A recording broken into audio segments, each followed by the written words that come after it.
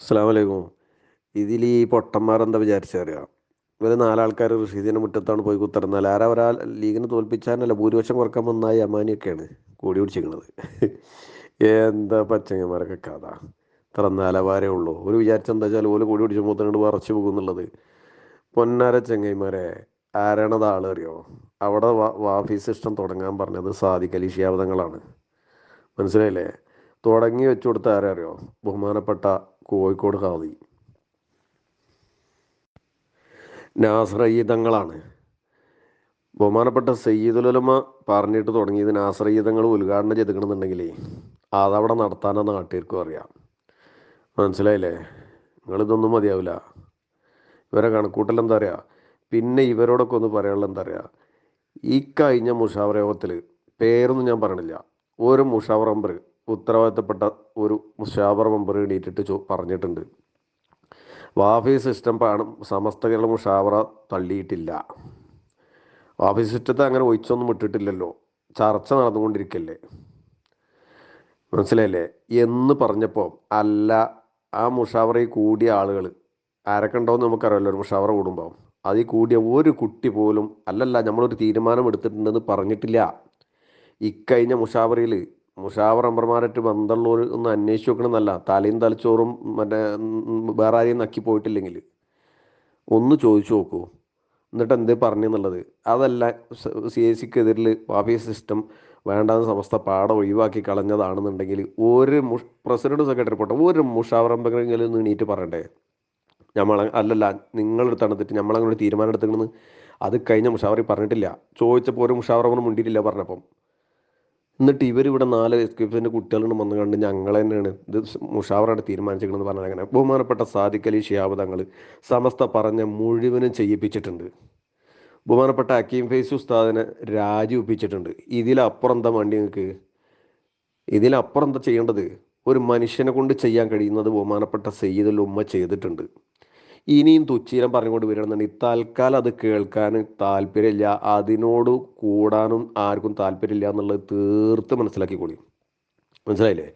നാലാൾക്കാർ 4 ഭാഗത്തുനിന്ന് കൊടുത്തിട്ട് കാര്യമില്ല. സ്ഥാപനങ്ങൾ ഇനിയും വേണമെന്നുണ്ടെങ്കിലേ നല്ല നിലക്ക് പോകാൻ നോക്കുക. ഇതേ വഴിയുള്ളൂ. അതിലപ്പുറം ഒരു വഴി ഇതിനുള്ളിലില്ല. മനസ്സിലായില്ലേ? മനസ്സൊക്കെ ഒന്ന് ശുദ്ധാക്കിയിട്ട് കൃത്യമായിട്ട് ദീനി സംവിധാനങ്ങളാണ്, നാടിന് ഒരുപാട് പുരോഗതി ഉണ്ടാക്കിയതാണ്, ഉമ്മത്തിന് ഒരുപാട് നേട്ടം ഉണ്ടാക്കിയതാണ്, നല്ല നിലയിൽ വരുന്ന സിസ്റ്റാണെന്ന് തങ്ങന്മാർ പറയണം, നമ്മൾ പറയണം, നാട്ടുകാർ പറയണം, ലോകർ പറയണം. ഇതൊന്നും പോരാ. അവനാൻ്റെ മക്കളെ മുഴുവൻ ഇതിലെടുത്ത് പഠിപ്പിച്ചിട്ട് വലിയ വലിയ ആൾക്കാരാക്കിയിട്ട് വിടുന്നു. അതും പോരാ. എന്നിട്ട് അതിനെ മേലെ കയറി കണ്ട് അതിനെങ്ങനെ കുത്താൻ നടക്കുക? ഇതെങ്ങനെ ജനങ്ങളോട് പറയല്ലേ? ആദ്യം സാദിഖ് അലി ശിഹാബ് തങ്ങൾ ഞങ്ങൾ പറഞ്ഞ് കേട്ടിട്ടില്ല എന്ന് പറയണോല് പിന്നെ മാപകീതങ്ങളെ കഥ കണ്ട് പറഞ്ഞു വരണ്ട. അതൊക്കെ അറിയാൻ എല്ലാവർക്കും അറിയാം. ഇവിടെ കുറേ മുന്നേ നമ്മളിതൊക്കെ കേട്ടതാണ്. കാന്തപുരി ഭാഗം പോയ സമയത്ത് ഇതേമാതിരത്തെ അസുഖമൊക്കെ ഉണ്ടായിരുന്നു. മനസ്സിലായില്ലേ? അതൊക്കെ മാറ്റിയെടുത്ത ആൾക്കാരെ നമ്മൾ.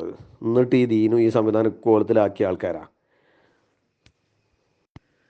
ഇതിനൊക്കെ പറയണത് എന്താ അറിയാം? അവനാൻ്റെ മക്കളെ നന്നാക്കാൻ പറ്റാതെ നാട്ടുകാരെ മക്കളെ നന്നാക്കാൻ നടക്കണ കാര്യമാണ്. എത്ര മുഷാവറമ്പർമാർ വരെ എത്ര സ്ഥാപനങ്ങളോട് സഹകരിച്ച് പോകുന്നുണ്ട്. അതൊന്ന് നേരാക്കാൻ നോക്കി. എന്നിട്ട് പോരെ പാണക്കാട് തങ്ങന്മാരെ നേരാക്കല്. പാണക്കാട് തങ്ങന്മാർ നമ്മൾ പറഞ്ഞ് കേൾക്കണില്ല എന്ന് പറയുമ്പോൾ അവനാൻ്റെ കുട്ടികളൊന്ന് നേരാക്കാൻ നോക്കുക. അതിന് വരെ കഴിയണില്ല.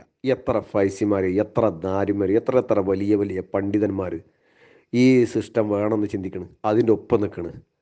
എന്നിട്ട് പാണക്കാട് തങ്ങന്മാർ കേൾക്കണില്ല. ഇതാരോടാ പറയണത്?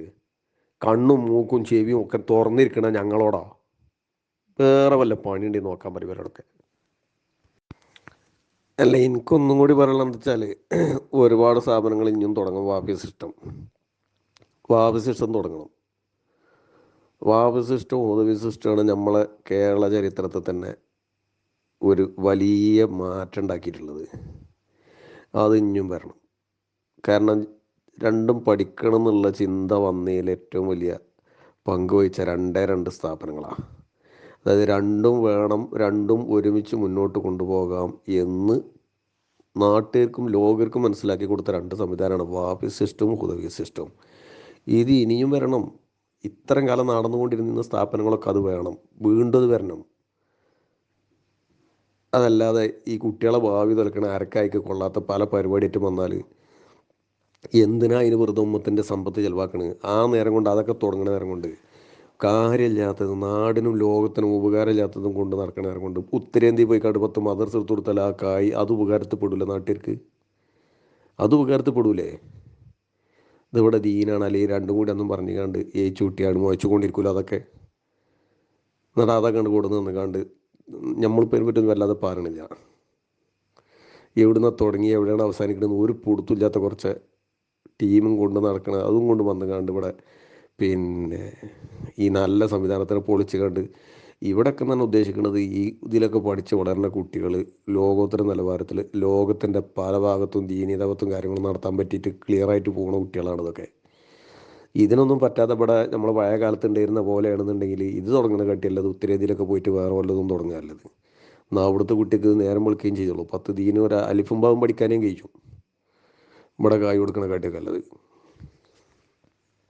പിന്നെ ഞാൻ പറഞ്ഞതിൽ തെറ്റ് സോറിയാണ്. കാരണം ഞാൻ അത് സിസ്റ്റം പിന്നെ പുനഃസ്ഥാപിച്ചു അതായത് തുറന്നുകൊണ്ടിരിക്കുന്ന സ്ഥാപനം തന്നെയാണ് എനിക്കറിയാം. കാരണം ഞാൻ പഠിച്ച സ്ഥാപനം റഷീദിയ കോളേജ്, ഉറങ്ങിക്കിടക്കുന്ന സ്ഥാപനമായിട്ടാണ് റഷീദിയ കോളേജ്.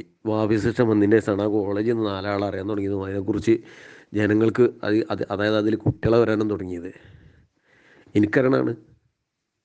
അത് അവിടെ ഉള്ളവർക്കും അറിയാം. ഒരു പൊളിഞ്ഞാടാനായ ഒരു ബിൽഡിങ് കാലാകാലം എത്ര കാലമായി ഇപ്പോൾ ഒരു കണ്ണും വെക്കുമ്പോൾ ഒരു പുരോഗതി എത്തി. എന്നിട്ട് അതിൻ്റെ ഇതിൽ കോഴി പിടിച്ചാൽ നിൽക്കുക ഉളുപ്പുണ്ട ചങ്ങന്മാർക്കൊക്കെ.